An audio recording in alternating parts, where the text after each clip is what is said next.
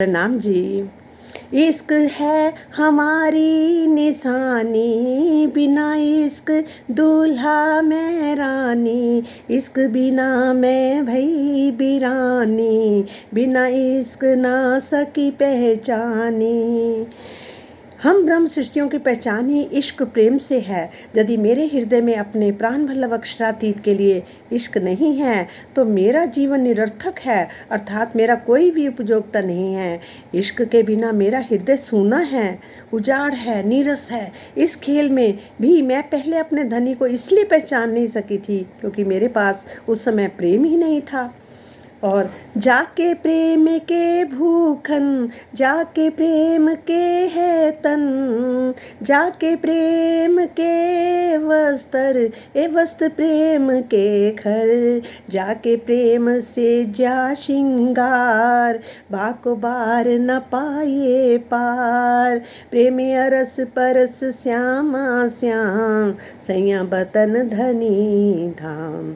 इस संसार में आने पर धनी के इश्क के बिना जो भी समय बीता वह निरर्थक ही चला गया। परम धाम में धनी के चरणों में रहते हुए मैं सर्वदा ही उनके प्रेम में डूबी रहती थी, किंतु इस मायावी जगत में अब मेरे अंदर इश्क नहीं रह गया, जिससे ऐसा लगता है कि अब मैं उनके पास नहीं, शरण जा समीपता में नहीं हूँ।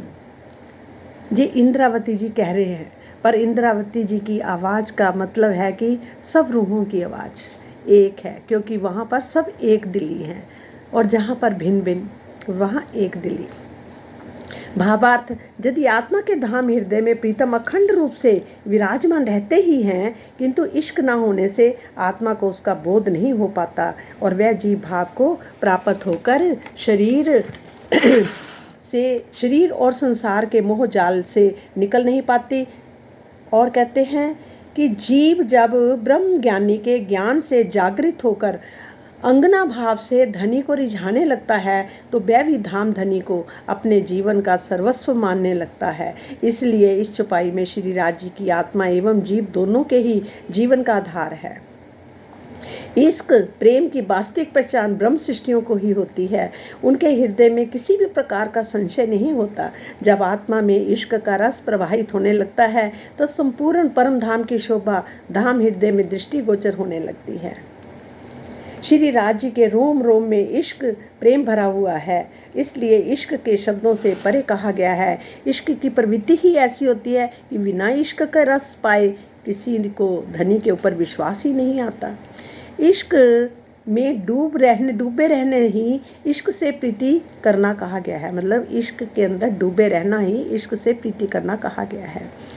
पढ़े हुए ज्ञान के संबंध में कुछ संशय तो हो सकता है, किंतु जब इश्क के द्वारा प्रीतम पर ब्रह्म या परम धाम का साक्षात्कार कर लिया जाता है तो किसी भी प्रकार का संशय नहीं रह जाता, क्योंकि आत्म चक्षुओं से देखी हुई बात में भला संशय कहाँ हो सकता है।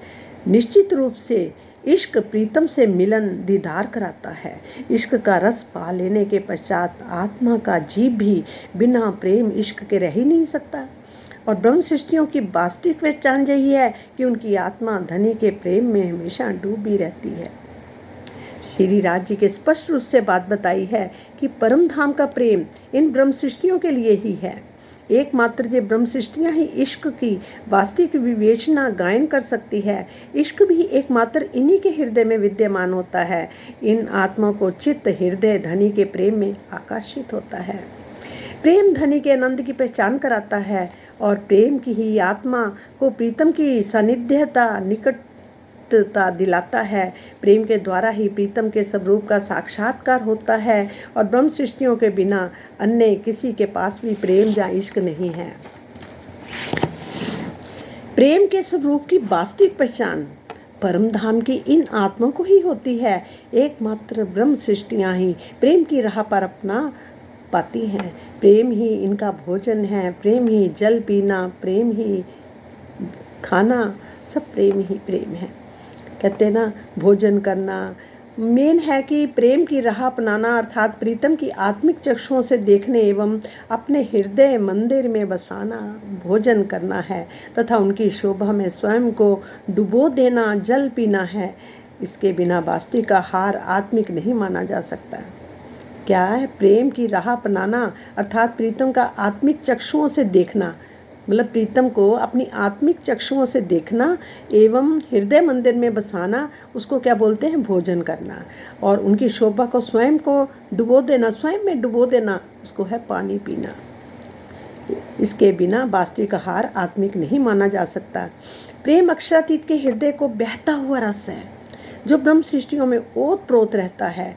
एकमात्र इन आत्माओं में ही प्रेम इश्क बसता है, इसलिए इनके अतिरिक्त अन्य कहीं पर भी इश्क खोजने की आवश्यकता नहीं है।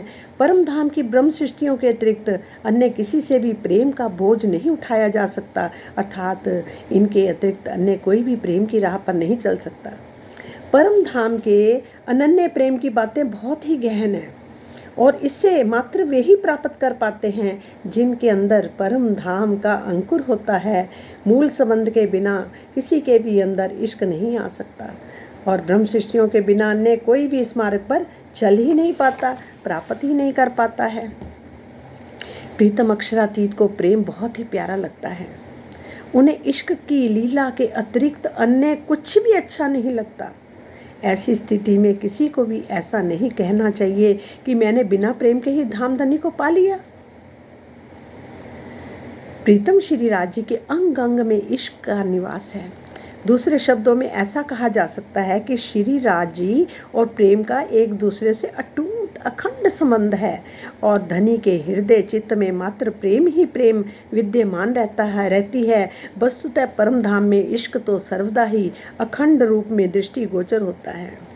जिस प्रकार फूल से निकलने वाली सुगंध को अलग करके वर्णित किया जाता है, जबकि वह उसका स्वाभाविक गुण है और उससे अभिन्न है, ठीक यही स्थिति है श्री राज जी और इश्क के संबंध में। इश्क बेहद से भी परे परम धाम का मार्ग दर्शाता है और निश्चित रूप से ये अखंड परम धाम का साक्षात्कार कराने वाला है। उस अनादि परम धाम में ना तो इश्क कभी उत्पन्न होता है और ना कभी पुराना होता है। वहाँ का अखंड इश्क इस नश्वर जगत ने ना तो कभी आता है और ना कभी भविष्य में आने वाला है। श्री राज जी के रोम रोम में प्रेम इस प्रकार भिना हुआ है कि यही कहना पड़ता है कि इश्क और धामधनी की में किसी भी प्रकार का भेद नहीं है। ब्रह्म सृष्टियों के मूल तन परम धाम में ही है। इसलिए धनी से मूल संबंध होने के कारण आत्मा के लिए प्रेम की राह पर चलना बहुत सरल है और जबकि अन्यों के लिए ये बहुत ही कठिन है। कहते हैं एक एक कुट कर हुन नहीं हो पीनाए। अब एक एक घुट से काम नहीं चलने वाला। कहते ना अब बस गटा गट जितनी मर्जी कहते लोकां नूं कड़वी लगदी है पर सानू जिन्नी भी पिला दो उन्नी थोड़ी है। वो हाल है ब्रह्म सृष्टियों का।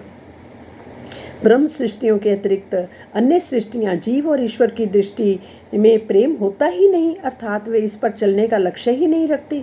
जीव सृष्टि से तो मिथ्या मोह अहंकार छूट ही नहीं पाता। इश्क की वास्तविक पहचान मात्र परम धाम की आत्मा को ही होती है, क्योंकि यही प्रेम यथार्थ है, चाहत रखने वाला है। प्रेम के रस में डूबे बिना मोह अहंकार पूर्ण रूप से नहीं छूट सकता। जब तक प्रेम में नहीं डूबेंगे तो ये मोह हमारा अहंकार नहीं छूटेगा, मोह भी नहीं छूटेगा। जब भी ईश्वर सृष्टि ज्ञान दृष्टि से ये मोह अहंकार को छोड़ देती है, किंतु परम धाम के प्रेम रस से दूर होने के कारण वे आत्मा की तरह माया को नहीं छोड़ पाती। शिव जी, विष्णु भगवान आदि कहीं ना कहीं मोह अहंकार के जाल में फंस ही चुके हैं। इश्क की महिमा बहुत अधिक है। इश्क की महिमा बहुत अधिक है। ये इश्क के कारण ही 14 लोक वाले इस ब्रह्मांड के सभी प्राणियों को, भ्रष्टों को खंड सुख प्राप्त होगा और प्रेम की राह अपनाने पर तो हृदय में नाम मात्र का भी विकार नहीं रह पाता। हृदय में धनी का प्रेम बस जाने पर ये झूठा संसार रहता ही नहीं है। ये प्रेम ही अखंड धाम के दर्शन कराने वाला है। निराकार के परे बेहद, उसके भी परे परम धाम सभी बंद दरवाजों को प्रीतम का प्रेम खोल देता है। अब दरवाजे खुल चुके हैं सबके, सब ब्रह्म सृष्टियाँ उनके चरणों में आ चुकी हैं। इश्क हृदय को घायल करके टुकड़े टुकड़े कर देता है।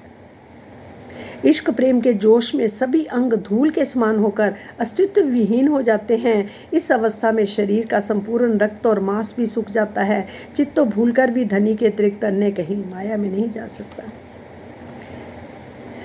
अब तो नूर ही नूर, नूर ही बस गया, नूर ही नूर, सब ब्रह्मात्मा नूर ही नूर में आनंद ले रही हैं, प्रेम कर रही हैं उससे, अपने प्रीतम से।